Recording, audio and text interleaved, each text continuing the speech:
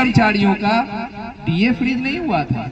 ये first time Modi सरकार ने ऐसा किया कि हमारा डीए 18 महीने का हमारा फ्रीज कर दिया। हमें लगा कि चलो बाद में जब परिस्थिति अच्छी हो जाएगी तो सरकार दे देगी, लेकिन सरकार स्थिति अभी अच्छी हो जाने के बावजूद जो है ये पैसा हमें नहीं दे रही है। अभी उसके लिए भी आंदोलन कंटिन्यू है, उसके लिए भी डिमांड कंटिन्यू है। डिमांड सिर्फ एक ही यूनियन कर रही है जिसका नाम है URMU NFIR, जो आपके सामने है। मजदूरों की यूनियन है, हम सब मिल के बनाए हैं, ठीक है। हाँ, बरसात जैसे होता है तो बहुत तरह के मेढक आ जाते हैं, उसी तरह अभी यूनियन का इलेक्शन आ गया है। 4, 5, 6 दिसंबर को आप लोग इसी कठुआ स्टेशन पे वोटिंग करेंगे, यूनियन को चुनेंगे, तो आपके पास बहुत सारे बरसाती मेढक आएंगे। कहने का मतलब 6-7 यूनियन जो आज तक नहीं दिखती थी वो भी आएगी आपके पास। वो भी कहेगी यार हम तो AIRU है, हम ट्रैक मेंटेनर यूनियन है, जबकि ऐसा कुछ नहीं है। किसी अलग से किसी मतलब जो भी कर्मचारी हैं वो उनका एसोसिएशन बनता है, यूनियन नहीं बनता कभी भी। AIRTU है तो वो किसी और यूनियन को सपोर्ट करेगी, ठीक है। कोई और तीसरी यूनियन है, IREF नाम है उसका, वो उसको सपोर्ट करेगी। RKTA जो ट्रैक मेंटेनर का सबसे पुराना यूनियन है, एसोसिएशन है, उसने NFIR URMU को सपोर्ट किया है।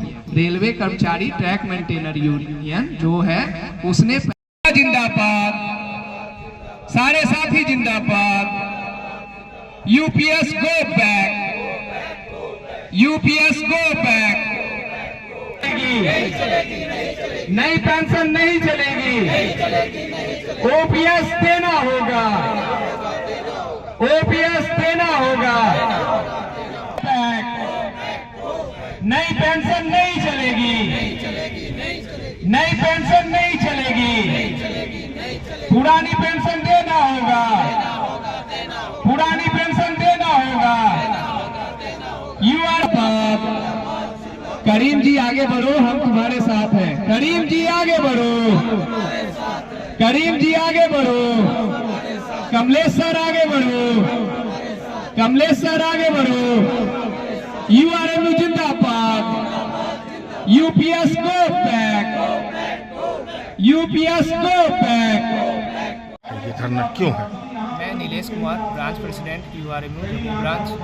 आज जो हम लोग यहाँ कठुआ में इकट्ठे हुए हैं, ये मेन मकसद हमारा OPS को पाना है। पुरानी पेंशन के लिए जो लड़ाई NFIR ने छेड़ी हुई है पूरी इंडिया में, वो आज यहाँ कठुआ में भी, कठुआ स्टेशन पे भी चल रही है। आपको पता है पहला दिन हमने कटरा किया था जम्मू ब्रांच ने, उसके बाद हमने जम्मू किया, फिर उधमपुर किया, और आज चौथे दिन हम लोग इस प्रोग्राम को कठुआ में कर रहे हैं। ये हमारी पुरानी पेंशन की डिमांड सारे स्टेशनों पे चल रही है, क्योंकि जो सरकार उल्टा पुल्टा स्कीम UPS लाई है इसमें बहुत सारी कमी है, और उसी को लेके हम यहाँ इकट्ठे हुए हैं। जो सबसे बड़ा मेन कमी है, हमारा जो पैसा खुद का कमाया हुआ 10% हर महीने कट रहा है हमारी सैलरी से, वो हमें जो है रिटायरमेंट के बाद पूरा नहीं मिल पा रहा है, और ना ही उसका कोई इंटरेस्ट मिल रहा है। तो हमारा खुद का पैसा नहीं मिल पा रहा है, तो हम पेंशन लेके फिर क्या करेंगे? यानी हमारी ही पेंशन से सरकार हमारे ही पैसे से पेंशन देना चाहती है, तो ये चीज़ें गलत है। OPS में ऐसा कुछ नहीं था, 10% भी हमारी सैलरी से नहीं कटता था। यदि सरकार 10% काट रही है तो उसका पूरा हिसाब दे,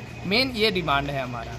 इसके अलावा कोई अन्य मांग हो, जिससे जो कर्मचारी संगठन है उनकी समय समय पर मांगे होती हैं, और क्या है जिसकी वजह से इतनी बड़ी लड़ाई, आप कह रहे हो कि राष्ट्रव्यापी लड़ाई है ये, तो किन वजह से? जी, आज राष्ट्रव्यापी लड़ाई ये चल रही है, और आपको पता है 10 साल बाद मोदी जी ने हमें याद किया, यूनियन को बुलाया, और जाते के साथ हमारे जो रघुवैया जी हैं जनरल सेक्रेटरी NFIR पूरे इंडिया के, और BC शर्मा जी जो NR के हैं, उन्होंने जो है 7 पेज का एजेंडा वहाँ पर दिया, मोदी जी को दिया डायरेक्ट, और उसमें साफ कहा कि सर इसमें ये UPS में कमी है, जो 10% पैसा कट रहा है ये लोगों को वापस इंटरेस्ट के साथ मिलना चाहिए। जो आपने 25 साल किया है क्राइटेरिया, ये 20 साल होना चाहिए, और इसके साथ पुरानी पेंशन में जो चीज़ें थी वो सारा इसमें आपको डालना होगा, तभी हम इसको एक्सेप्ट करेंगे। आपने कहा है 1 अप्रैल 2025 को देंगे, ठीक है, तब तक आप थोड़ा इसमें सुधार कर लें। अभी रिटर्न में कुछ नहीं दिया है सरकार ने, उन्होंने साफ कहा है। इसके साथ साथ UPS के जो कमी है वो तो बताए ही, साथ में वो 7 पेज का एजेंडा दिया, उसमें बताया कि जो मिनिमम पे अभी सरकार को देना चाहिए एक कर्मचारी को,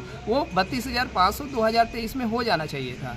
और दूसरा 8 पे कमीशन का गठन हो जाना चाहिए था। अभी तक 8 पे कमीशन की कोई कमेटी नहीं बनी है, जो कि 2026 में जनवरी से लागू होना है 8 पे कमीशन, लेकिन अभी तक सरकार ने इस विषय में सोचा तक नहीं है। तो ये सब जो डिमांड है, इसी को लेके हम इसको फाइट कर रहे हैं।